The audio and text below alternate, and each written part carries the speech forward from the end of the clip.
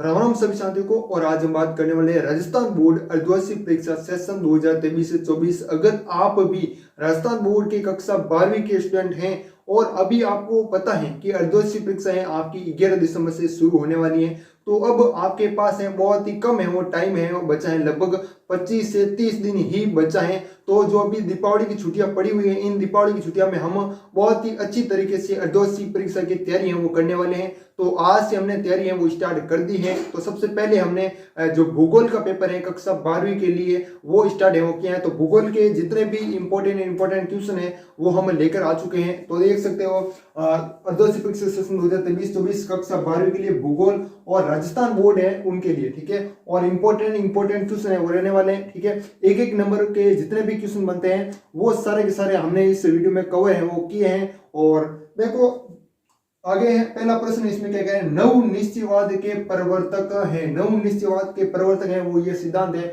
वो किसने वो दिया था। तो इसका आंसर है वो क्या होगा, ग्रिफिथ टेलर। क्या होगा, ग्रिफिथ टेलर, ये आपका सही आंसर है वो होगा, ठीक है। अब ये जो एक नंबर का प्रश्न है वो आपको तो बहुविकल्प यानी जो ऑब्जेक्टिव क्वेश्चन है उसमें भी देख सकता है, रिक्त स्थान की पूर्ति उसमें भी देख सकता है, और एक शब्द में उत्तर देना आपको पता है वो भी दे सकता है। तो तीनों में से किसी भी तरह आपको पूछ सकता है। तो एक नंबर का प्रश्न है वो ये बनता है, ठीक है। उसके बाद है दूसरा प्रश्न है, किस महाद्वीप की जनसंख्या है जनसंख्या वृद्धि है वो सर्वाधिक है। तो किस महाद्वीप की, जैसे एशिया महाद्वीप है, अफ्रीका महाद्वीप है, तो इसमें है ना जो आंसर होगा क्या होगा, अफ्रीका महाद्वीप। क्या होगा, अफ्रीका महाद्वीप में यहाँ पर है इसका आंसर है वो लिख रहा हूं, ठीक है, अफ्रीका महाद्वीप। ओके, अब देखो इसी प्रकार नेक्स्ट है संयुक्त राज्य अमेरिका यानी यूएसए, दोनों में से कोई भी दिया जा सकता है, यूएसए और संयुक्त राज्य अमेरिका का जंग का कटोरा कहलाता है। जंग का कटोरा है वो कौन सा कहलाता है, संयुक्त राज्य अमेरिका का वो कहते हैं। तो आपको याद है पीटर्सबर्ग,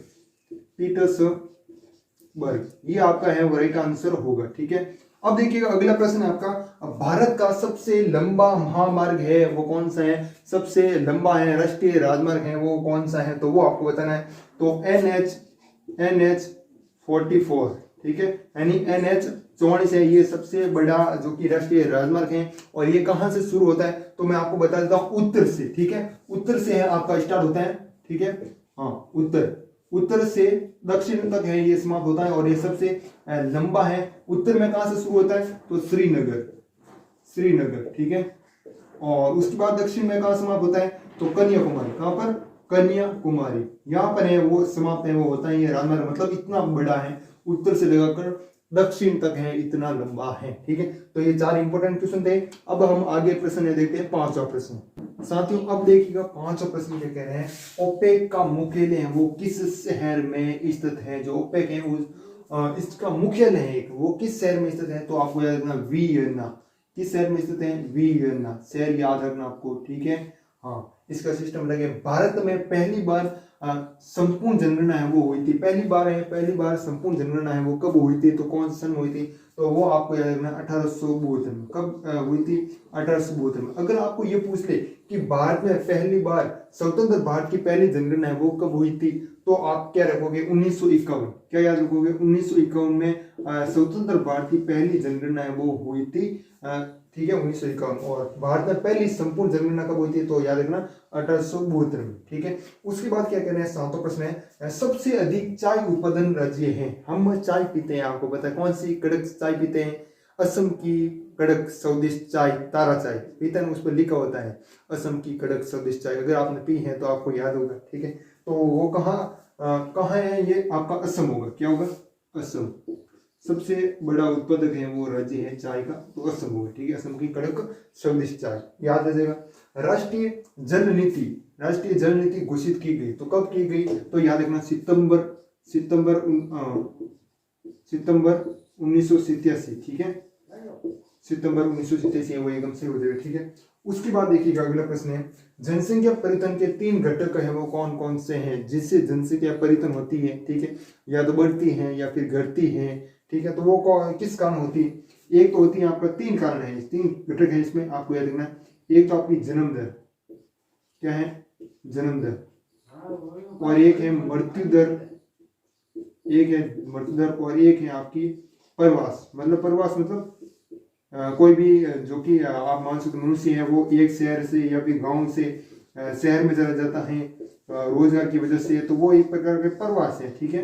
हाँ, तो इसे प्रवास कहते हैं। जन्म दर में जन्म दर है वो अधिक होती है, मृत्यु दर में मृत्यु है वो अलग होती है, ठीक है। ये आपको समझ में आ चुका होगा। उसके बाद है फूलों की कृषि कहलाती है। फूलों की कृषि क्या कहलाती है, इंपॉर्टेंट क्वेश्चन है। पुष्प उत्पादन, ठीक है। पिछली बार पूछा गया था आदिवासी परिसर पुष्प उत्पादन, ठीक है। हाँ, ये आपका राइट आंसर हो जाएगा। तो पूरे अभी तक हमारे कितने क्वेश्चन हो चुके हैं, 10 क्वेश्चन है हो चुके, एक एक नंबर के। अभी तक आप इस वीडियो को देख रहे हो, आपको वीडियो अच्छा लग रहा है, इंपॉर्टेंट क्वेश्चन है, अगर आपको समझ में आ रहे हैं तो वीडियो को एक बार लाइक जरूर कीजिएगा। और जो भी ये क्वेश्चन है ना, इन क्वेश्चन की मैं क्या करूँगा, एक पीडीएफ बनाऊंगा, ठीक है। और वो पीडीएफ कहाँ पर शेयर करूंगा, आपको टेलीग्राम ग्रुप में शेयर करूंगा, लिंक डिस्क्रिप्शन में मिल जाएगा, या फिर आप सर्च कर सकते हो GROWSHIKSHA ग्रो शिक्षा। ये हमारे टेलीग्राम ग्रुप का नाम है। इसके अलावा हमारा कोई टेलीग्राम ग्रुप नहीं है, यही हमारे टेलीग्राम ग्रुप है। बाकी लिंक डिस्क्रिप्शन में मिल जाएगा, आपको वहां से भी हमारे देख सकते हो। और आपको वहां पर आदिवासी परिसर के क्वेश्चन पेपर मिलेंगे, ठीक है, 2023 के मिलेंगे। जैसे आपकी परीक्षा ना 11 दिसंबर से शुरू हुई, एक मैं आपको बता रहा हूँ, जैसे 11 दिसंबर से। और अब इस बार क्या होगा, जो परीक्षा है ना आपकी आदिवासी परीक्षा, वो बोर्ड पैटर्न पर होगी। मतलब कुल मिलाकर बात यह है कि जैसा बोर्ड का पेपर आएगा वैसा का वैसा सेम पैटर्न रहेगा, ठीक है। अंक है वो कम रह सकते हैं, 3-4 नंबर का क्वेश्चन 3 नंबर हो सकता है, ठीक है, क्योंकि बोर्ड का पेपर थोड़ा ज्यादा मार्क्स का होता है। तो इसमें देखिए 11 दिसंबर से आपकी परीक्षा है, ठीक है। जैसे आप मान लीजिएगा सभी जिलों का पेपर तो वैसे अलग अलग होता है, क्या होता है, पेपर तो अलग अलग होता है। जैसे आप मान लीजिए जोधपुर को में 11 दिसंबर को जियोग्राफी का क्वेश्चन पेपर था, और आपका जिला है कोई भी मान लीजिएगा, दूसरा जिला मान लीजिएगा, जयपुर मान लीजिए, ठीक है, क्या मान लीजिए जयपुर, और आपका जो एग्जाम है वो जियोग्राफी को 12 को है, ठीक है। तो आपको पता चल जाएगा, जोधपुर का जो पेपर देखोगे आप तो पता चल जाएगा कि किस प्रकार पैटर्न है वो आता है, ठीक है। तो हम शेयर करेंगे तभी तो आपको पता चलेगा, तो इसलिए आप टेलीग्राम ग्रुप अवश्य है जुड़ेगा। बाकी अब हम आगे बढ़ते हैं साथियों। अब अगला क्वेश्चन है आपका 11 नंबर का, क्या रहा है, सन 2011 की जनगणना के अनुसार भारत की जनसंख्या है वो कितनी है, किस अनुसार बताना है। 2011 में जो जनगणना हुई थी उस अनुसार बताना है, किस देश की, भारत की बतानी। तो कितनी थी, तो आपको याद रखना 121 करोड़। कितनी, 121 करोड़ है वो राइट आंसर हो जाएगा, ठीक है। अब देखिए अगला प्रश्न है आपका, मानव विकास सूचकांक 2011 के संदर्भ में विश्व में भारत का स्थान है वो कौन सा है। कब की बात है, ये 2011 है, उस समय मापा गया था। और मानव विकास सूचकांक में भारत का स्थान है वो कौन सा है, तो याद रखना है 129वां। कितना, 129वां है वो राइट आंसर होगा, ठीक है। और ये बहुत ही इंपॉर्टेंट क्वेश्चन है, मोस्ट इंपॉर्टेंट क्वेश्चन है, हर आदिवासी परीक्षा में ये पूछा जाता है।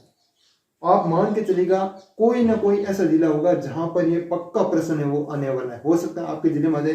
तो इस क्वेश्चन को याद रखना, 129वां स्थान, कौन सा स्थान, 129वां स्थान, ठीक है। उसके बाद है अगला क्वेश्चन है आपका, महानगर है वो क्या होते हैं। तो इसमें आप लिखोगे कि 10 लाख से 50 लाख तक की जो जनसंख्या होती है उन नगरों को क्या कहते हैं, महानगर कहते हैं, ठीक है।